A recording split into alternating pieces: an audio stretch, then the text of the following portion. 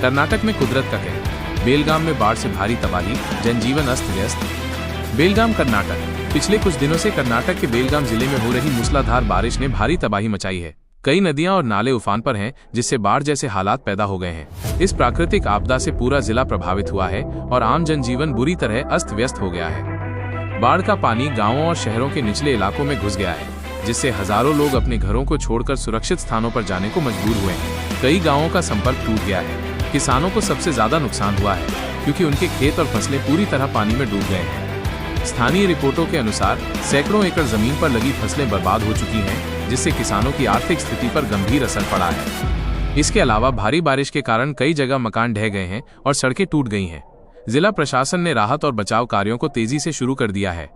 NDRF और स्थानीय बचाव टीमें लोगों को सुरक्षित स्थानों पर पहुंचाने और आवश्यक सहायता प्रदान करने में जुटी हुई हैं। मैंने कुछ मीडिया आउटलेट से डेटा इकट्ठा किया है। बाढ़ का प्रकोप, बेलगाम और पड़ोसी जिलों में भयावह स्थिति। द वायर की रिपोर्ट के अनुसार कर्नाटक में पिछले कुछ दिनों की भारी बारिश ने विशेष रूप से बेलगाम और उसके आसपास के जिलों को बुरी तरह प्रभावित किया है।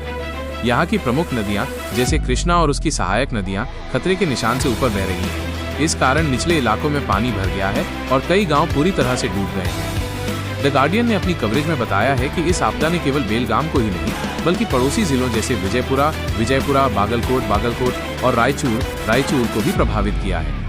इन क्षेत्रों में भी जलस्तर काफी बढ़ गया है, जिससे राहत और बचाव कार्यों में मुश्किलें आ रही हैं। रिपोर्ट में यह भी बताया गया है कि स्थानीय प्रशासन, राज्य आपदा राहत बल (SDRF) और राष्ट्रीय आपदा प्रतिक्रिया बल (NDRF) की टीमें लगातार काम कर रही हैं। हालांकि प्रभावित इलाकों की विशालता और लगातार बारिश के कारण चुनौतियों का सामना करना पड़ रहा है। BBC न्यूज के एक लेख के मुताबिक इस बाढ़ से कृषि क्षेत्र को भारी नुकसान हुआ है। मुख्य रूप से गन्ना, सोयाबीन और धान की फसलें बड़े पैमाने पर बर्बाद हुई। किसानों को तत्काल सहायता और पुनर्वास की जरूरत है। इसके अलावा कई गांवों में बिजली और पानी की आपूर्ति बाधित हुई है, जिससे लोगों की परेशानी और बढ़ गई है। सरकार ने प्रभावित लोगों के लिए राहत शिविर स्थापित किए हैं और वहां भोजन, पानी और चिकित्सा सहायता उपलब्ध कराई जा रही है। कर्नाटक में बेलगाम और आसपास के जिलों में आई बाढ़ का मानवीय और आर्थिक दोनों तरह से गहरा प्रभाव पड़ा है।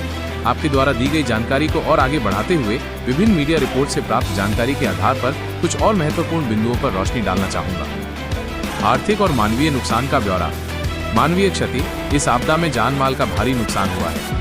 द टाइम्स ऑफ इंडिया की एक रिपोर्ट के अनुसार चिकोड़ी तालुका में बाढ़ से संबंधित घटनाओं में 3 लोगों की जान गई है और 4 मवेशी भी बह गए हैं। इसके अलावा राज्य भर में कुल 71 मौतें दर्ज की गई हैं, जिनमें बिजली गिरने और मकान ढहने जैसी घटनाएं भी शामिल हैं। सरकार ने मृतकों के परिवारों को 5 लाख रुपए का मुआवजा दिया है। कृषि पर असर।